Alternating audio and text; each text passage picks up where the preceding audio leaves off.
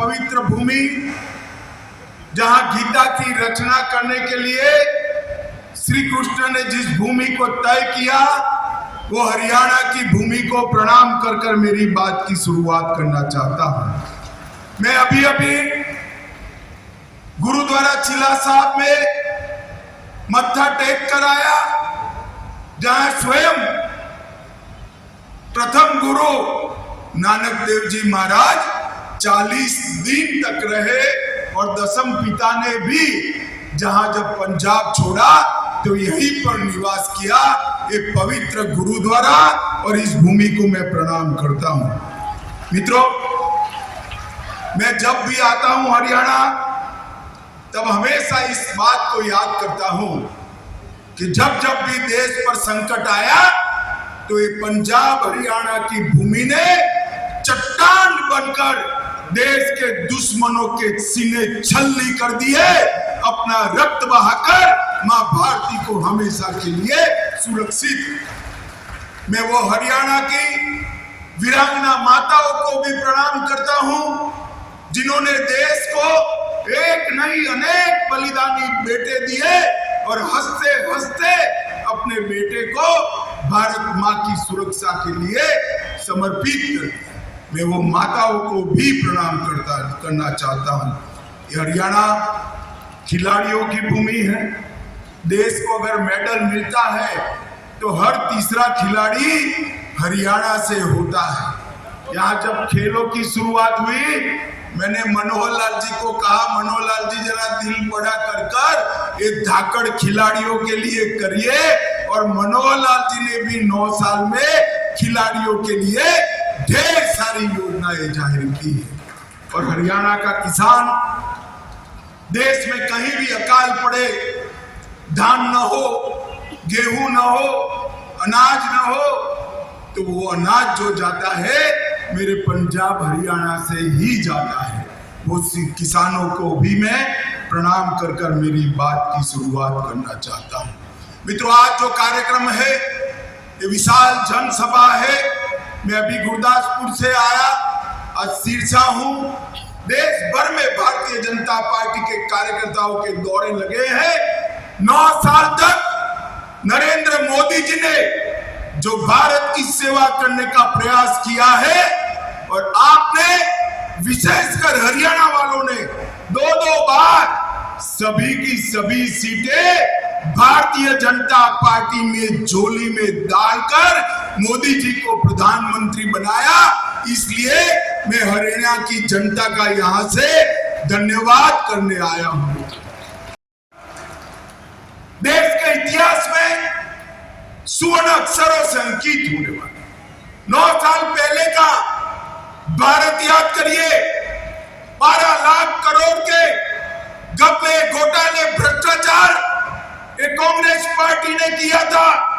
ये 9 साल में हमारे विरोधी भी नरेंद्र मोदी जी पर भ्रष्टाचार का कोई आरोप नहीं लगा सकते। मोदी जी ने पारदर्शी तरीके से सरकार चलाई। 9 साल पहले आए दिन पाकिस्तान से आतंकवादी घुसकर हमारे जवानों के सर काट कर ले जाते थे। कभी कभी तो पैरों से उसको अपमानित करते थे। मगर ये मनमोहन सरकार, सोनिया सरकार ऊप नहीं करती थी। 10 साल शासन रहा, देश की कानून और व्यवस्था और सुरक्षा दोनों चरमरा गई थी।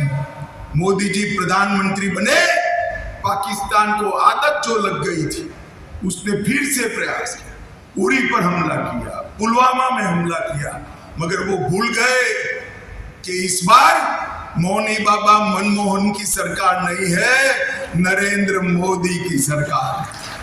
10 ही दिन के अंदर पाकिस्तान के घर में घुसकर सर्जिकल स्ट्राइक और एयर स्ट्राइक कर आतंकवादियों के परछल्ले उड़ाने का काम देश के प्रधानमंत्री के ऑर्डर पर हमारी सेना के जवान ने। ये 9 साल में नरेंद्र मोदी जी ने देश को सुरक्षित किया है। ये 9 साल में नरेंद्र मोदी जी ने देश के गौरव को आसमान तक ऊंचा उठाने का काम किया है।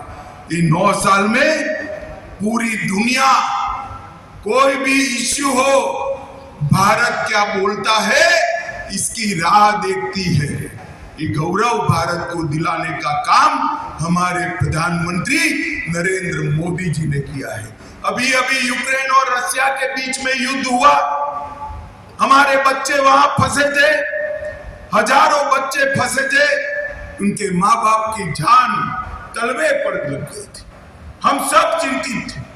मोदी जी ने रशिया और यूक्रेन के राष्ट्राध्यक्षों को फोन किया, 3 दिन दोनों देशों ने युद्ध बंद किया और हमारे सारे बच्चे सुरक्षित भारत वापिस आ गए। ये बताता है कि दुनिया में मोदी जी के शासन में भारत की पूंछ आगे बढ़ी। ये 9 साल में मोदी जी ने देश के गरीबों को एक नई आशा देने का काम किया है। हर गरीब को घर, हर गरीब के घर में गैस, हर गरीब के घर में नल से जल, हर गरीब के 5 लाख तक का आरोग्य का पूरी चिंता, हर गरीब को प्रति व्यक्ति प्रति माह 5 किलो अनाज और इसके साथ साथ गैस की सिलेंडर। और मैं आपको पूछना चाहता हूं, हजारों की संख्या में आप बैठे हैं, मुझे बताइए भाई, कोविड का दोनों टीका सबका लग गया है या नहीं लग गया है? हाथ ऊपर करिए तो। लग गया है ना? 25 पैसा भी देना पड़ा है। कोविड जैसी महामारी में पूरी दुनिया आश्चर्यचकित है। भारत ने 130 करोड़ लोगों को दोनों टीके लगाकर कोविड से सुरक्षित करने का काम देश के प्रधानमंत्री नरेंद्र मोदी जी ने किया। माताओं, भाइयों, बहनों, कोविड के वक्त भी ये पॉलिटिक्स नहीं छोड़। राहुल बाबा ने कहा कि कोविड का टीका तो मोदी टीका है, मत लगाइयो, मगर किसी ने नहीं सुनी उनकी। सबने टीका लगाया, अंत में वो भी एक दिन रात को अंधेरे में टीका लगाकर आ गए। मित्रों, जो कांग्रेस पार्टी भ्रष्टाचार कर रही थी, जो देश को सुरक्षित नहीं रख पाई थी, उसने कोविड जैसी महामारी के समय भी राहुल बाबा एंड कंपनी ने पॉलिटिक्स करना नहीं छोड़ी। ये मोदी जी के 9 साल भारत गौरव के 9 साल है। मोदी जी के 9 साल गरीब कल्याण के 9 साल है और मोदी जी के 9 साल भारत के उत्कर्ष के 9 साल है।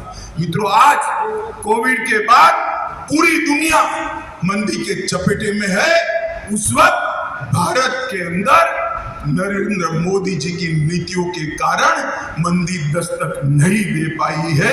ये हमारे लिए बहुत बड़ी बात है। मित्रों, मोदी जी का सम्मान नहीं, ये भारतीय जनता पार्टी का सम्मान नहीं, ये सम्मान जो नरेंद्र मोदी जी को मिल रहा है, विदेशों में मोदी मोदी मोदी मोदी मोदी के नारे लग रहे हैं, ये नारे मोदी जी के सम्मान के लिए नहीं है। ये नारे सिरसा, हरियाणा और भारत के 130 करोड़ की जनता के सम्मान के नारे हैं। मोदी जी ने दुनिया में भारत को आगे बढ़ाया है। किसानों के कल्याण की बात हुड्डा साहब करते हैं। हुड्डा साहब को मैं चैलेंज देने आया हूं सिरसा की भूमि पर। हुड्डा साहब, 10 साल आपकी सरकार चली, कितना धान, कितना गेहूं खरीदा, हिसाब लेकर आ जाओ आप। सबसे ज्यादा धान, सबसे ज्यादा गेहूं अगर किसी ने खरीदा है, सबसे ज्यादा दाम से खरीदा है, तो नरेंद्र मोदी जी ने खरीदा है। मित्रों, नरेंद्र मोदी जी ने खरीदा। 2023-24 में 260 लाख मैट्रिक टन गेहूं खरीदा और धान 385 लाख मैट्रिक टन करा। सिर्फ इस वर्ष में ही 47,000 करोड़ रुपए का गेहूं खरीदने का काम हुआ है और अब चेक भी आपके अकाउंट में सीधा ही जमा हो जाता है भैया, बीच में कोई बिचौलिया नहीं आता है। हुड्डा साहब, आपकी सरकार अनेक साल रही, कभी 6,000 रुपया किसान को सीधा नहीं भेजा। हमारे मनोहर लाल जी ने 52 योजना लाई। आप कई साल मुख्यमंत्री बने, 52 योजना नहीं लाए। किसानों को क्रॉप परिवर्तन के लिए भी आपने कभी कोई काम नहीं किया। मित्रों, ये हुड्डा सरकार जो थी, ये 3D सरकार। 3D का मतलब है 1D दरबारी, अपने दरबारियों की सरकार थी। दूसरा डी दामाद की सरकार थी। कौन सा दामाद, समझ रहे हो ना? अरे समझ रहे हो या नहीं समझ रहे हो?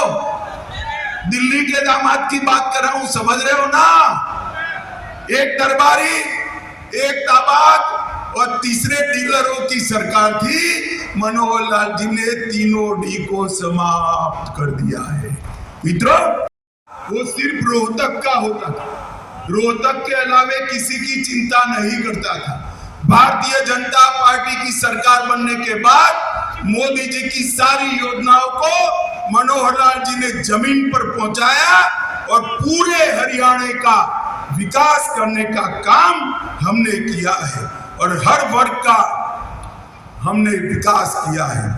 हरियाणा का धाकड़ जवान, धाकड़ किसान और धाकड़ खिलाड़ी, ये तीनों देश की शान है मित्रों।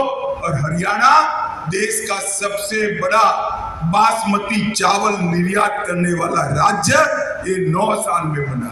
देश का सबसे पहला केरोसिन मुक्त राज्य बना। देश का सबसे पहला पढ़ी लिखी पंचायतों वाले राज्य बना। देश का सबसे पहला ODS प्लस राज्य बना। और हरियाणा की विकास दर 2015 से 22 तक 6% से ज्यादा रही है। मित्रों, ये डबल इंजन की जो सरकार है, ऊपर मोदी जी और नीचे मनोहर जी, उन्होंने हरियाणा के विकास में कुछ नहीं छोड़ा। 2019 से अब तक $5.22 बिलियन का फॉरेन का निवेश मिला है। 400 फॉर्चून कंपनियों के कार्यालय गुरुग्राम हरियाणा में है और देश में 2 गाड़ी बनती है। मेरी बात ध्यान से सुनना सिरसा वालों, देश में 2 गाड़ी बनती है तो इसमें से 1 गाड़ी मेरे हरियाणा से बनकर देश में जाती है। 50% गाड़ियां हरियाणा से बनती है। आज मैं जब यहाँ आया हूं, सपने देखे थे और किसी ने तो पूरे नहीं किए।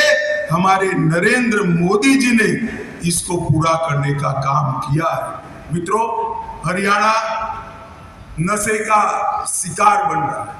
मैं आप सभी को कहना चाहता हूं, देश का प्रधानमंत्री नरेंद्र मोदी जी इस बात से बहुत चिंतित है और उन्होंने भारत सरकार के गृह मंत्रालय के सामने एक लक्ष्य रखा है कि कुछ ही समय में भारत नशा मुक्त होना चाहिए और ये अभियान हरियाणा में चालू हो गया है।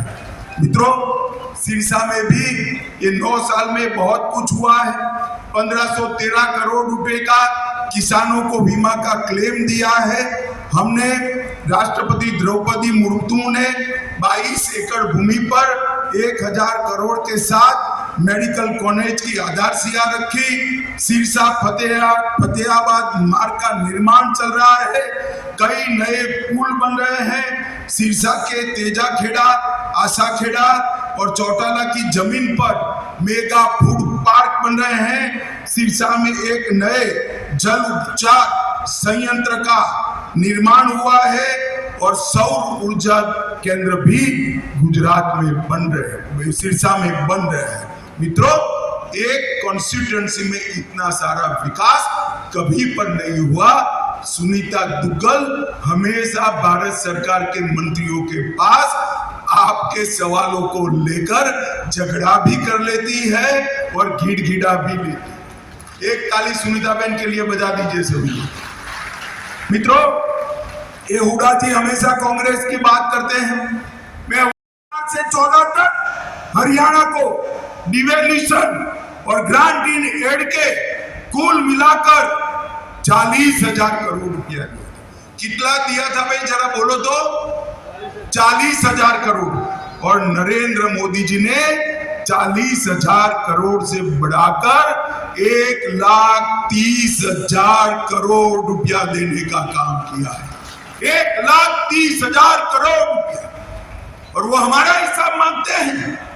मित्रों, हमने 1400 किलोमीटर नए नेशनल हाईवे बनाए, 17 नए राष्ट्रीय राजमार्ग हरियाणा में घोषित किए, 20,000 करोड़ रुपए से आर्थिक गलियारे की योजना बनाई, 12,150 करोड़ की लागत से सबसे बड़े गुरुग्राम पलवल 9 जिलों से गुजरने वाले एक्सप्रेस वे को बनाया, 4,000 करोड़ की लागत से कुंडली मानेसर पलवल एक्सप्रेसवे का उद्घाटन हो चुका है, और इसके साथ साथ 11,000 करोड़ की लागत से खरखोदा में 10 लाख वाहन की प्रति साल क्षमता रखने वाली मारुति का विस्तारीकरण कार्यक्रम हुआ।